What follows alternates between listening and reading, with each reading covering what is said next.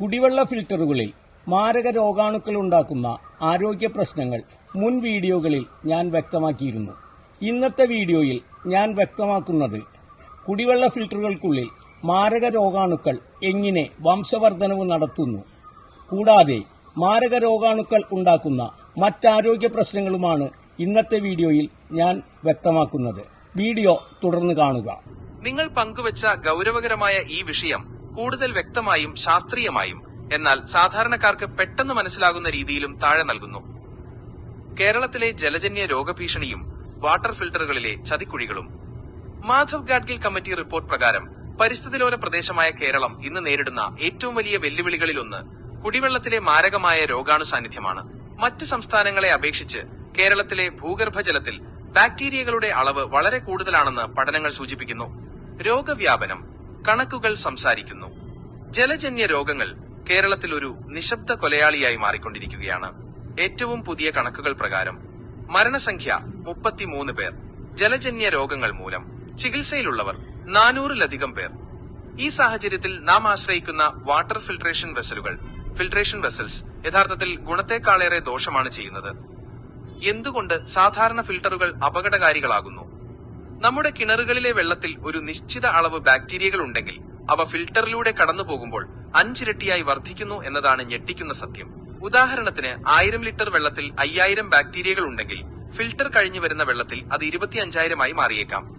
ഫിൽട്ടറുകൾ ബാക്ടീരിയകളുടെ പ്രജനന കേന്ദ്രമാകാൻ കാരണങ്ങൾ. 1. ഭക്ഷണ ലഭ്യത. ഫിൽട്ടറിൽ തങ്ങി നിൽക്കുന്ന അവശിഷ്ടങ്ങൾ ബാക്ടീരിയകൾക്ക് മികച്ച ആഹാരമാകുന്നു. 2. അനുകൂല താപനില.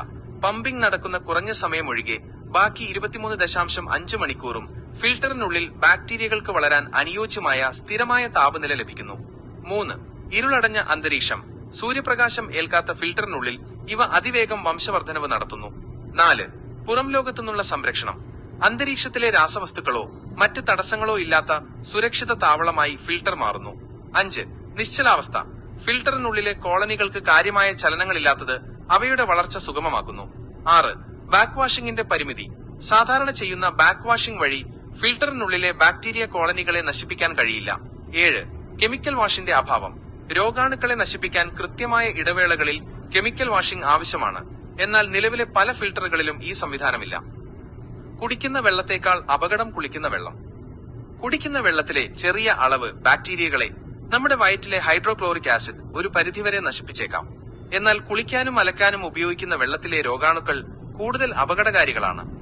ചർമ്മരോഗങ്ങൾ. കുളിക്കുന്ന വെള്ളത്തിലെ രോഗാണുക്കൾ തലമുടിയിലെ രോമകൂപങ്ങളിൽ കോളനികൾ സ്ഥാപിക്കുകയും മുടികൊഴിച്ചിലിനും മറ്റ് ചർമ്മരോഗങ്ങൾക്കും കാരണമാവുകയും ചെയ്യുന്നു. വസ്ത്രങ്ങളിലെ അണുബാധ. അലക്കുന്ന വെള്ളത്തിലെ ബാക്ടീരിയകൾ വസ്ത്രങ്ങളുടെ തുന്നലുകളിലും സ്റ്റിച്ചിങ് ജോയിന്റ്സ് മറ്റും തങ്ങി നിൽക്കുന്നു.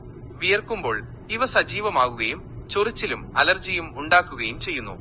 ഉപസംഹാരം. അശാസ്ത്രീയമായ ഫിൽട്രേഷൻ രീതികൾ ഒഴിവാക്കേണ്ടത് ആരോഗ്യകരമായ ജീവിതത്തിന് അനിവാര്യമാണ്. ശരിയായ രീതിയിൽ ശുദ്ധീകരിക്കാത്ത ഫിൽട്ടറുകൾ രോഗാണുക്കളുടെ വിളനിലമായി മാറുകയാണ് ചെയ്യുന്നത്. ഈ വിഷയത്തിൽ കൂടുതൽ ശാസ്ത്രീയമായ അറിവുകൾക്കോ സംശയങ്ങൾക്കോ ബന്ധപ്പെടുക.